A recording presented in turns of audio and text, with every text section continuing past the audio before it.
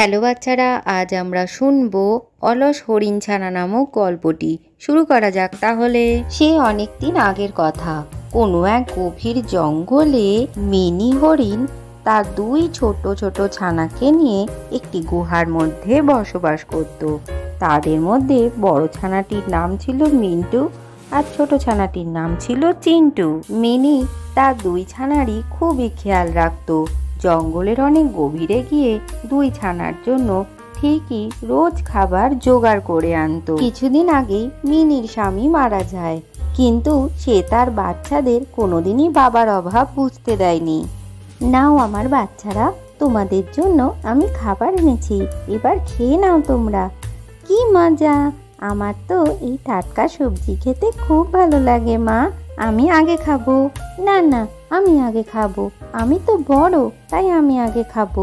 ঠিক আছে আমার বাচ্চারা, তোমরা দুজনেই খাবে, তারপরে যা বেঁচে থাকবে তার থেকে আমি খাবো। কিন্তু মা, তুমি এত সুন্দর সুন্দর খাবার কোথা থেকে আনো?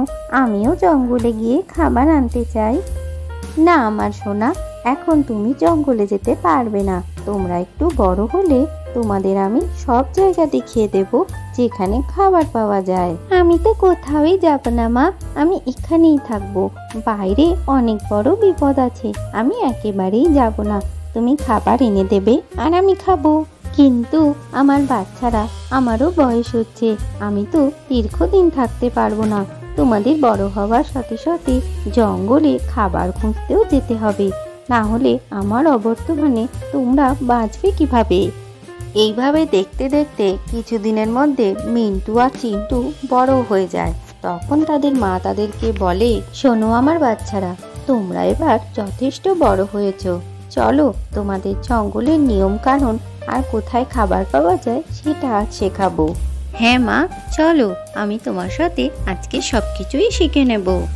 তোমরা যাও, আমার শরীরটা আজকে ভালো নেই, আমি অন্য দিন যাব। এইভাবে মিনি আর মিন্টু দুজনে মিলে খাবারের সন্ধানে বেরিয়ে পড়ে, কিন্তু চিন্টু ঘরের মধ্যেই থেকে যায়।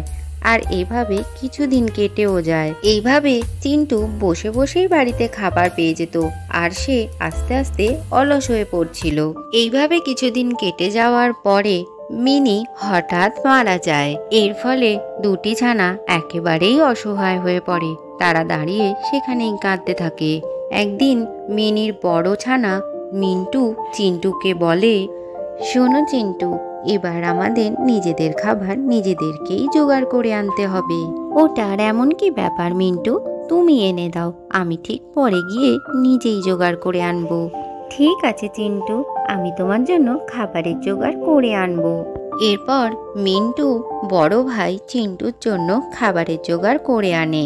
চিন্টু, তোমারও গিয়ে জঙ্গলে খাবার খোঁজার পদ্ধতি শিখে নেওয়া উচিত। তোমাকে সেই কথা বলে দিতে হবে না, আমি ঠিক সময় গিয়ে খাবারের জোগাড় করে আনতে পারবো। এরপর জঙ্গলে প্রচণ্ড বৃষ্টি শুরু হয়, আর বৃষ্টির পরিমাণ বাড়তে বাড়তে প্রায় বন্যা হয়ে যায়। আর এদিকে মিন্টু খাবার আনতে গিয়ে একটি গুহার মধ্যে আটকে যায়। বৃষ্টির কারণে কয়েকদিন মিন্টু সেই গুহার ভেতর থেকে বেরোতেই পারে না। আরে, এই এত বৃষ্টির কারণে আমি তো গুহা থেকে বাইরেই যেতে পারছি না। চিন্টু যে কি খাবে কি জানি। আরে দাদা, এটুকুইও কি বুঝতে পারছে না যে আমি 2-3 দিন না খেয়ে রয়েছি? সে কোথায় গেল খাবার আনতে? আসছে না কেন? চিন্টুর কোনো কাজ না করে এতই অলসতা বেড়ে যায় যে সে কোনোভাবে নিজের জন্য খাবার জোগাড় করতে আর বাইরে যেতে রাজি হলো না। আর একসময় খাবার না পেয়ে সে একেবারেই প্রাণে মারা গেল। আজকের গল্পটি থেকে কি শিখলে বাচ্চারা? কখনোই অলসতা করতে নেই। ভিডিওটি ভালো লাগলে চ্যানেলটিকে লাইক ও শেয়ার করে সাবস্ক্রাইব করে দিও।